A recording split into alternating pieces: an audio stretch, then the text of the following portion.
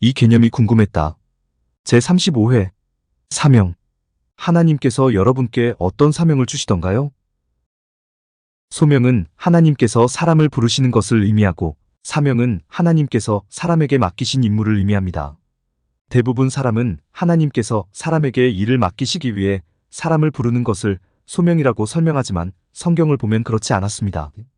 아브라함, 모세, 여호수아, 12제자, 바울 등 성경에 기록된 여러 내용을 보면 하나님께서 사람을 부르시는 이유는 일을 시키시기 위해서가 아니라 은혜를 주시기 위해서였습니다. 하나님께서 사람을 찾아오시고, 하나님께서 사람을 부르시고, 하나님께서 사람에게 말씀하시는 소명은 분명히 있지만 소명의 이유는 사람에게 은혜를 주시기 위함이지 결코 어떤 일을 맡기시기 위함이 아닙니다. 따라서 우리는 사명이라는 용어에 대해 아주 명확하게 결론을 내릴 수 있습니다. 사명은 하나님께서 사람에게 맡기신 일을 의미한다고 했는데, 하나님께서 사람을 부르시는 이유는 일을 맡기기 위한 것이 아니라 은혜를 주시기 위한 것이기 때문에 결국 하나님께서 사람에게 부여하신 사명은 없다는 결론에 이를 수 있습니다. 그렇습니다. 사명은 없습니다. 하나님에 대해서 이해를 잘하시고 하나님에 대해서 설명을 잘하셔야 합니다. 우리는 하나님을 전지전능하신 분이라고 소개합니다. 사랑과 은혜가 충만한 하나님이라고 소개합니다. 그렇다면 전지전능하신 하나님이 전지전능하지 못한 사람을 위해서 일하는 게 옳겠습니까? 아니면 전지전능하신 하나님이 전지전능하지 못한 사람에게 일을 맡기는 것이 옳겠습니까? 전자입니까? 후자입니까? 전자입니다. 전지전능하신 하나님이 그렇지 못한 사람을 위해 일해주시는 것이 이치에 맞습니다.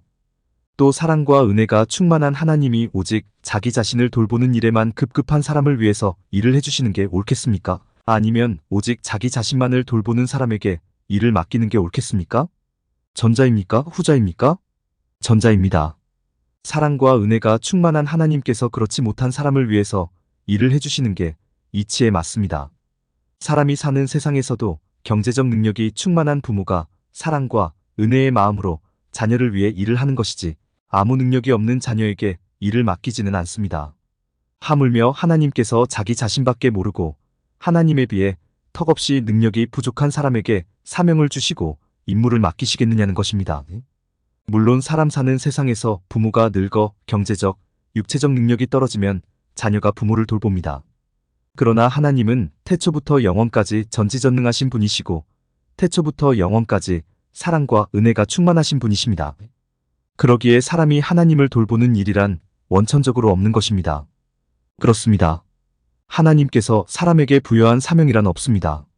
제가 이렇게 말씀을 드리면 반론을 제기하실 분들이 분명히 계실 것입니다.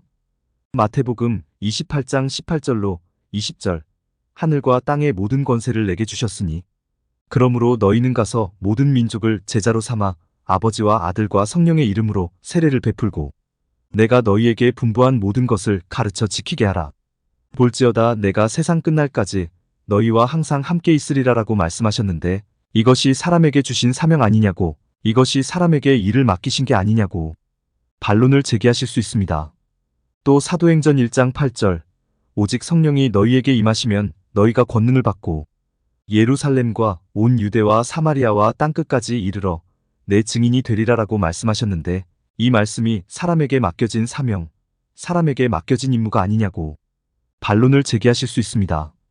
분명히 말씀드리지만 마태복음의 말씀도 사도행전의 말씀도 우리에게 사명이나 임무를 맡기시는 말씀이 아닙니다. 마태복음에 기록된 말씀에서 가장 핵심이 되는 내용은 내가 세상 끝날까지 너희와 항상 함께 있으리라라는 말씀입니다. 예수님께서 세상 끝날까지 항상 우리와 함께 하시며 우리가 모든 민족을 제자로 삼아 아버지와 아들과 성령의 이름으로 세례를 베풀 수 있도록 해주시겠다는 것입니다. 일하시는 주체가 예수님이십니다. 일하시는 주체가 하나님이십니다. 일하시는 주체가 사람이 아닙니다. 사도행전에서도 내 증인이 되리라라고 말씀하셨습니다. 증인이 되어라가 아닙니다. 증인이 되거라가 아닙니다. 증인이 되리라입니다. 사람이 땅끝까지 이르러 예수님의 증인이 될 수 있도록 예수님께서 만들어주시겠다는 것입니다. 일하시는 주체가 예수님이십니다. 일하시는 주체가 하나님이십니다. 즉 마태복음의 말씀도 사도행전의 말씀도 사람에게 사명을 맡기시는 게 아니라 하나님께서 사람을 위해 끝까지 일해주시겠다는 하나님의 약속이며 다짐입니다. 이렇게 말씀을 드려도 여전히 의문을 해소하지 못하신 분들이 계실 것입니다. 왜냐하면 사도행전 20장 24절 내가 달려갈 길과 주 예수께 받은 사명 곧 하나님의 은혜의 복음을 증언하는 일을 마치려 하면은 나의 생명조차 조금도 귀한 것으로 여기지 아니하노라라는 바울의 말이 있고 고린도전서 9장 17절 내가 내 자의로 이것을 행하면 상을 얻으려니와 내가 자의로 아니한다 할지라도 나는 사명을 받았노라라는 바울의 말이 있기 때문입니다. 즉 바울이 예수 그리스도로부터 복음을 전하라는 사명을 받았다고 증언하고 있기 때문입니다. 바울이 예수 그리스도로부터 사명을 받았다고 증언하고 있는데 저는 사명은 없다고 하니 여러분들께서 이해하시기가 쉽지 않을 것입니다. 네가 바울보다 나으냐고 따지고 싶으신 분도 계실 것입니다.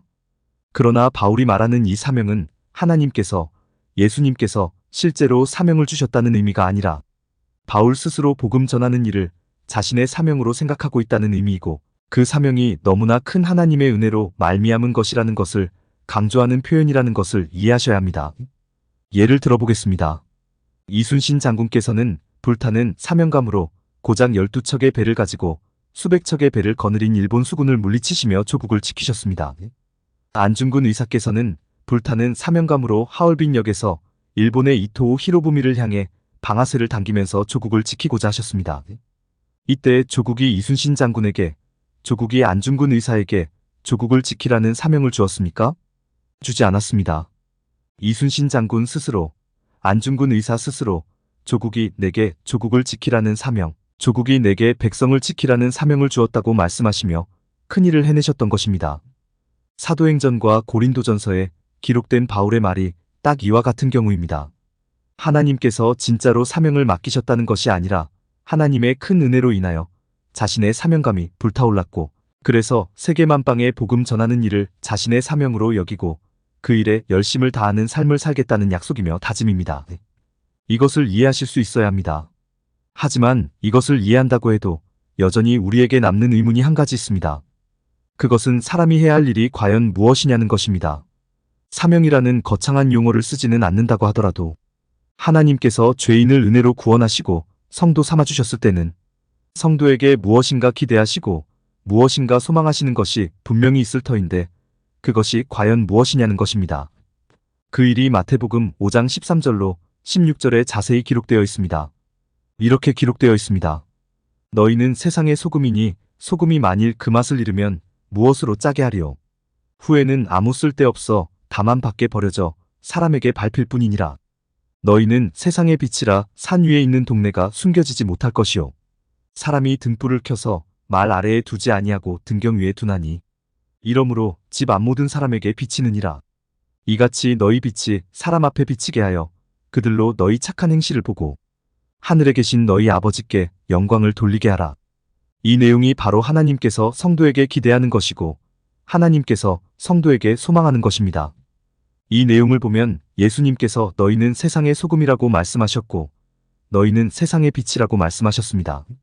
그렇게 말씀하신 후에 이같이 너희 빛이 사람 앞에 비치게 하여 그들로 너희 착한 행실을 보고 하늘에 계신 너희 아버지께 영광을 돌리게 하라라고 말씀하셨습니다.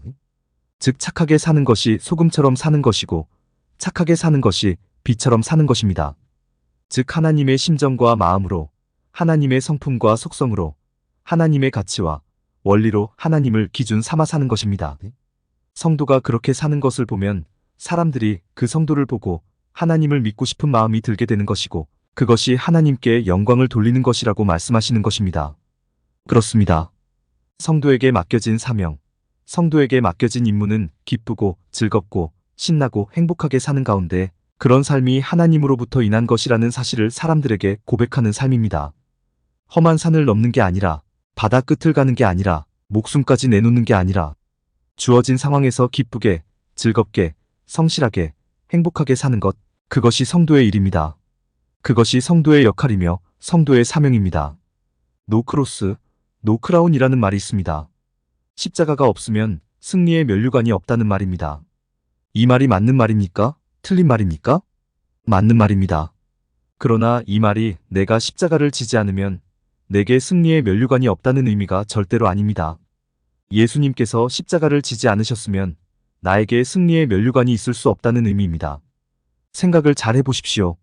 하나님께서 일하시고 하나님께서 면류관을 받으셨습니다. 이게 나와 무슨 상관이 있습니까? 아무 상관이 없습니다. 또 내가 일하고 내가 면류관을 받았습니다. 이게 하나님과 무슨 상관이 있습니까? 아무 상관이 없습니다. 그런데 하나님이 일하시고 내가 면류관을 받았습니다. 이것을 무엇이라고 하겠습니까? 이것을 바로 은혜라고 하는 것입니다. 즉 십자가는 하나님께 해당하는 것이고 면류관은 사람에게 해당하는 것입니다. 이것이 노크로스, 노크라운의 정확한 의미입니다. 그런데 오늘날 교회에서 하는 말은 어떤 말입니까? 소명 운운하면서 사명 운운하면서 성도가 일하고 하나님이 면류관을 받는 것이라고 말합니다. 성도는 수고하고 애쓰는 존재이고 하나님은 영광과 존귀를 받는 존재라고 말합니다. 이런 말을 무슨 말이라고 하시는지 아십니까? 있을 수 없는 말이라고 합니다. 이런 일을 무슨 일이라고 하시는지 아십니까? 있을 수 없는 일이라고 합니다. 그렇습니다. 이런 일은 없습니다. 사람이 십자가를 지고 하나님이 면류관을 받는 일은 결코 절대로 없습니다. 만약 이런 일이 있다면 하나님은 오로지 하나님의 유익과 하나님의 이익과 하나님의 영광과 하나님의 존귀를 위해 사람을 앵벌이로 쓰시는 분이 되실 뿐입니다. 우리의 하나님이 그런 하나님이신가요? 절대로 그렇지 않습니다. 성도의 일, 성도의 사명은 아주 쉽습니다. 자신의 유익, 자신의 이익, 자신의 권리, 자신의 행복을 추구하며 기쁘고 즐겁고 신나고 행복하게 사는 것입니다. 이런 삶을 추구하되 다른 사람의 유익과 이익과 권리와 행복을 해치거나 짓밟아서는 절대로 안 되는 것입니다. 그리고 충분히 기쁘고 충분히 즐겁고 충분히 신나고 충분히 행복하다고 느끼신다면 그 기쁨과 신남과 즐거움과 행복을 이웃에게 나누어주면 되는 것입니다. 하나님께서 사람에게 무엇을 기대하고 무엇을 소망하시는지 바르게 이해하실 수 있기를 바랍니다. 하나님께서 성도인 내게 주신 사명이 과연 무엇인지 바르게 이해하실 수 있기를 바랍니다. 끝으로 공감이 되었다면 구독과 좋아요, 알람 설정 부탁드립니다. 하나님의 말씀을 바르게 전하는 데 큰 도움이 될 것입니다. 평등하고 공정하며 정의롭고 행복한 세상을 이루는데 큰 도움이 될 것입니다.